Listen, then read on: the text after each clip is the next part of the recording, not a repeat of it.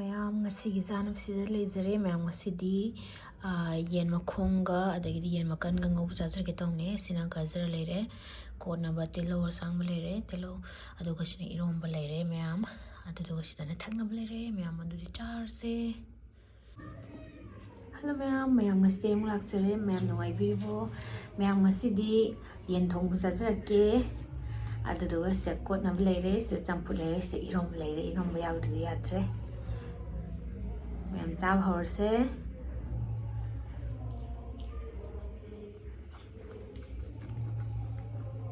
ꯆꯝꯐꯨꯠꯁꯨ ꯍꯥꯎꯋꯦ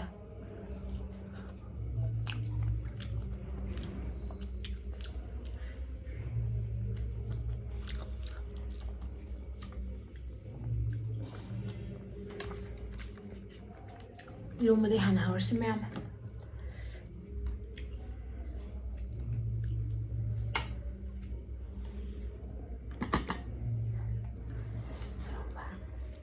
이런거 내봐야 돼. 너무 양파하면.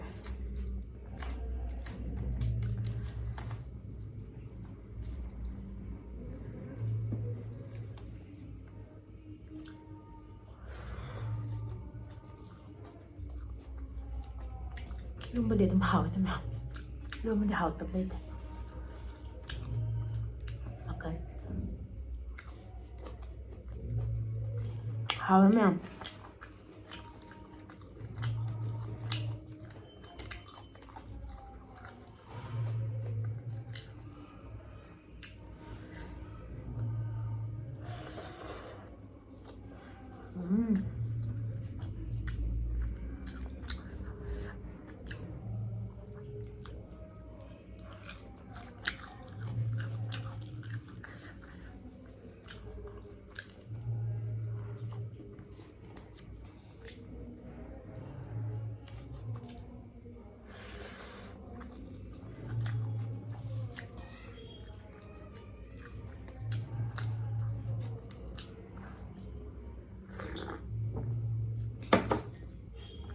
왜냐면 얘는 동네꾸비 하기도 하고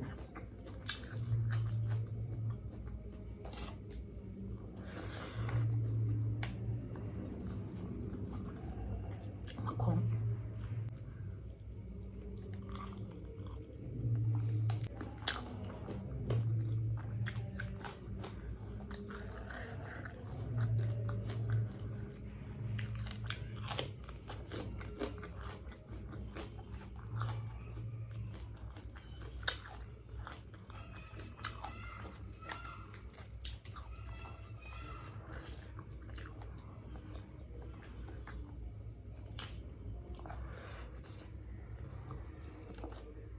ꯑꯩꯒꯤ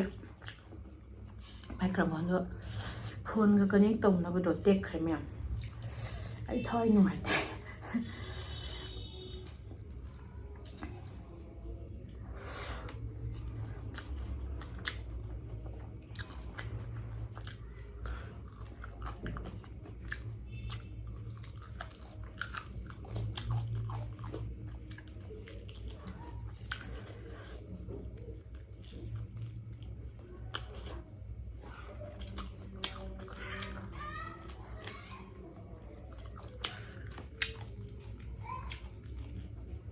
ꯅꯍꯥꯟ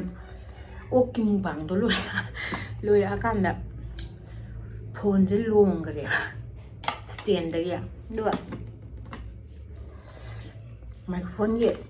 ꯐꯣꯟꯒ ꯀꯅꯦꯛ ꯇꯧꯕꯗꯣ ꯑꯗꯨꯗꯣ ꯇꯦꯛ ꯂꯩꯔꯝꯕ ꯋꯥꯅꯦ ꯊꯋꯥꯏ ꯅꯨꯡꯉꯥꯏꯇꯕꯁꯤꯗꯤ ꯀꯞꯀꯦ ꯀꯞꯍꯧꯗ꯭ꯔꯦ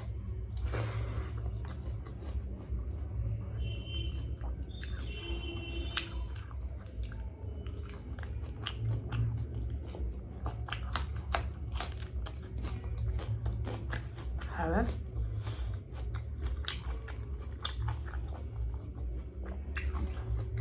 알로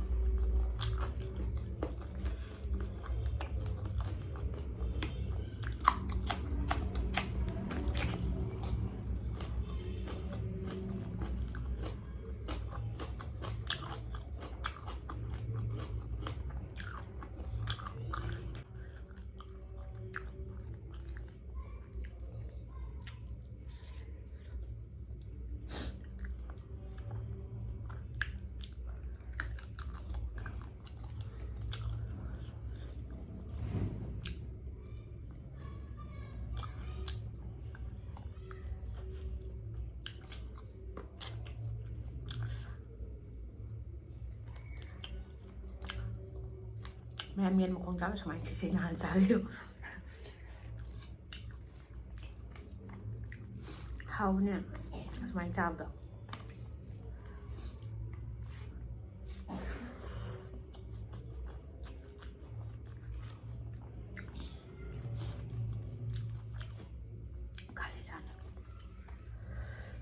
Kaleja hawe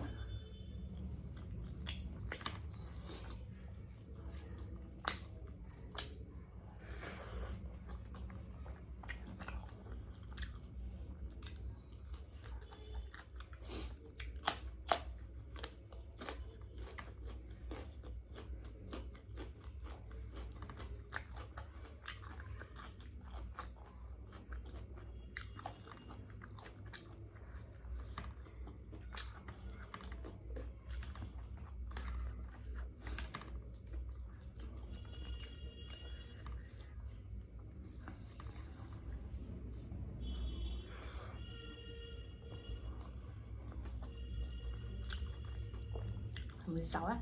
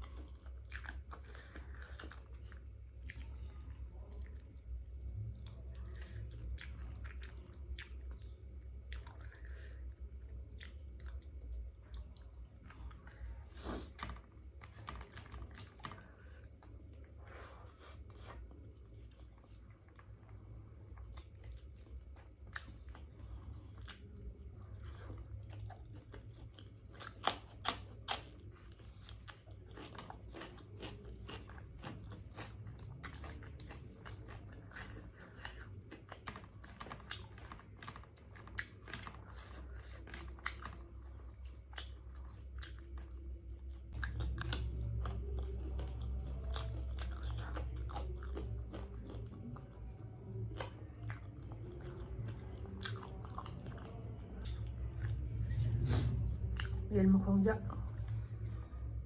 ꯆꯥꯕꯤꯔꯣ ꯍꯥꯏꯔꯛꯄꯗꯣ ꯑꯗꯨꯒꯤ ꯆꯥꯖꯔꯛꯄꯅꯤꯀꯣ ꯃꯌꯥꯝ ꯍꯥꯏꯍꯧꯗ꯭ꯔꯦ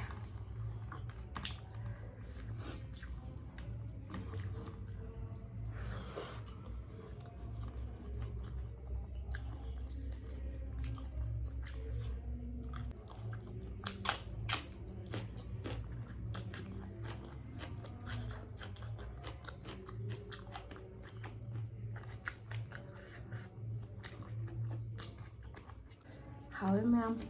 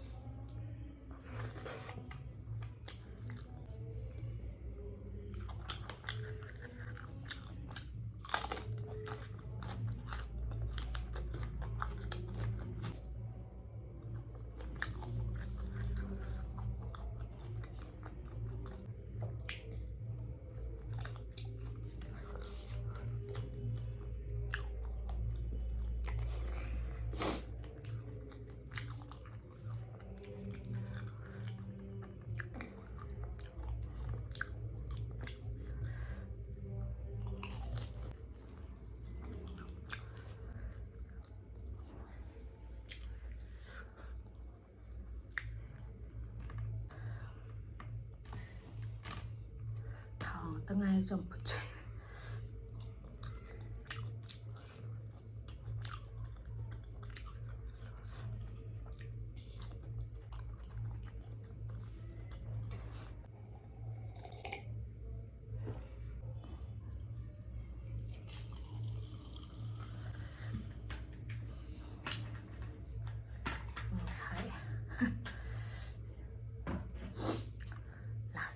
ꯁꯥꯛꯇꯤ ꯁꯥꯛꯄ ꯀꯩꯅꯣ ꯈꯪꯗ꯭ꯔꯦ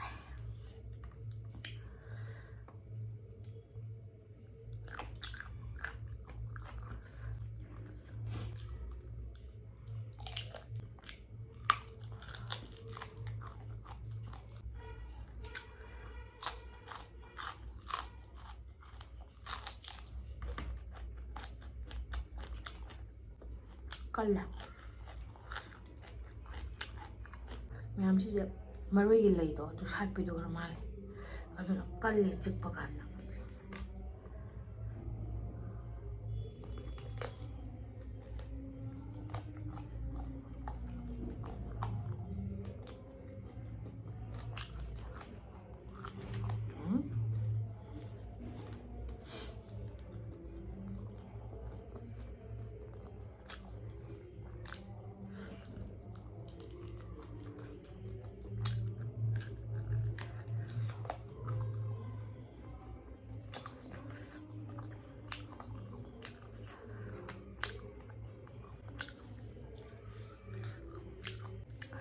ꯁꯤꯁꯦ ꯀꯥꯂꯦꯟ ꯆꯥꯅꯦꯕ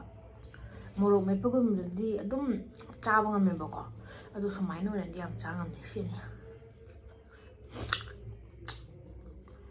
ꯁꯤꯕꯨ ꯆꯥꯔꯁꯤ ꯊꯝꯃꯒ ꯈꯪꯕ꯭ꯔꯥ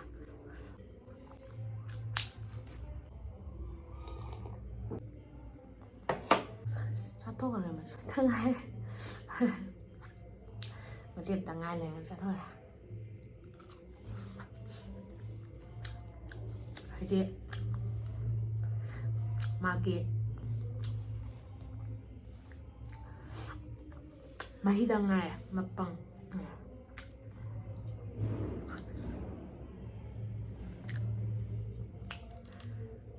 ꯃꯀꯨꯝ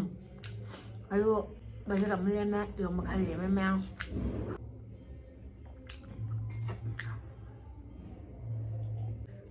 ꯉꯁꯤꯒꯤꯗꯤ ꯃꯇꯥꯡ ꯁ꯭ꯋꯥꯏꯗ ꯂꯣꯏꯖꯔꯦ ꯑꯩꯒꯤ ꯚꯤꯗꯤꯑꯣꯁꯤꯕꯨ ꯑꯅꯧꯕ ꯌꯦꯡꯕꯤꯕꯁꯤꯡꯅ ꯂꯥꯏꯛ ꯑꯃꯗꯤ ꯁꯕꯁꯀ꯭ꯔꯥꯏꯕ ꯇꯧꯕꯤꯌꯨ ꯑꯩꯒꯤ ꯃꯃꯥꯡꯒꯤ ꯚꯤꯗꯤꯑꯣꯁꯤꯡꯗ ꯌꯦꯡꯕꯤꯈ꯭ꯔꯕ ꯃꯌꯥꯝ ꯍꯥꯏꯅꯤꯡꯉꯥꯏ ꯂꯩꯇꯅ ꯊꯥꯒꯠꯂꯦ ꯃꯌꯥꯝꯒꯤ ꯅꯨꯡꯁꯤꯕꯗꯣ